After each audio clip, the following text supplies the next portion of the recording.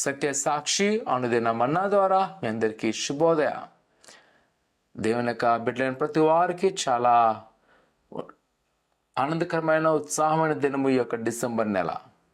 దేవుడు అనేకమైన క్రిస్మస్ ఆరాధనలో పాల్గొని ఆయన యొక్క క్రీస్తు యొక్క జన్మ యొక్క ఉద్దేశాలను ఎరిగి వాటి ప్రకారం జీవించాలని కోరుకున్నాం. ఎక్కడ క్రిస్మస్లో అయినా ఆ క్రిస్మస్ పాల్గొని దేవుని యొక్క ఆశీర్వాదంలో పాల్గొనవలసిందిగా కోరుచున్నాను. నేటి యొక్క వాగ్దానము మత్తయి సువార్త 4వ అధ్యాయం 6వ వచనం. నీ పాదం ఎప్పుడైనా తగలకుండా వారు నిన్ను చేతులతో ఎత్తుకుందురు. ప్రభువైన యేసుక్రీస్తు తన యొక్క పరిచర్య ప్రారంభిస్తున్న దినాలు ఉపవాసం ఉండి అరణ్యములో ఉంటుండగా ఆ 40 దినాల ఉపవాసం ముగింపుకు వచ్చినప్పుడు అపవాది చేత ఆయన శోధించబడుతున్నాడు.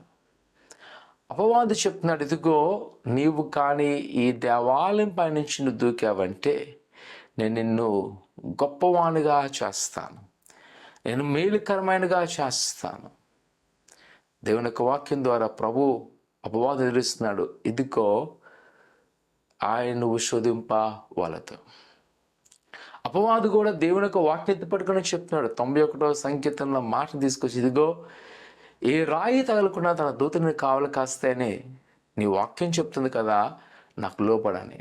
కానీ ప్రభు అయిన దేవుడు అంతా ఆయన చక్కగా అపవాదిని ఎదిరించాను.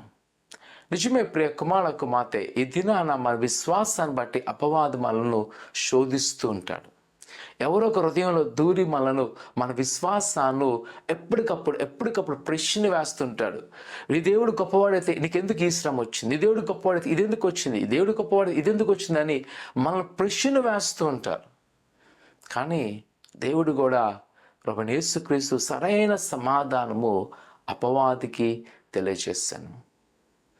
ఆయన ఖచ్చితంగా తన బిడ్డలను కాపాడే దేవుడు, అందులో ఎలాంటి సందేహం లేదు. కానీ మనము మన విశ్వాసాన్ని కోల్పోకూడదు. కొన్ని సందర్భాల్లో ఆలస్యం అవుతుంటుంది.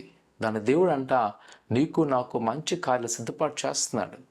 కానీ మనము ఏ విధంగా ఉంటున్నాం, మనము ఏ విధముగా నమ్మకంగా ఉంటున్నాం, ఈ యొక్క క్రీస్తు జన్మించిన శుభవేళలో మన విశ్వాసము ఎంతగా మనము పాతుకుంటుంది, అది మనకు అవసరం.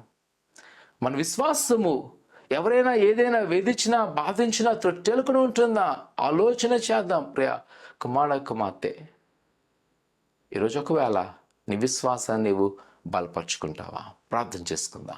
పరిశుద్ధులైన దేవానికి అనేక ఈ నెలంతా జరిగే ప్రతి క్రిస్మస్ ఆరాధన దీవించండి. మరి ముఖ్యంగా ప్రభా ఆయన నీ వాక్యానుసారం జీవింపచేయండి. నీ వాక్యానుకున్నకు సహాయం చేసి నడిపించండి, బలపరచండి. నీ బిడ్డలు ఏదైతే కోరుకున్నారో ఆ కోరికలు సిద్ధింపచేయండి.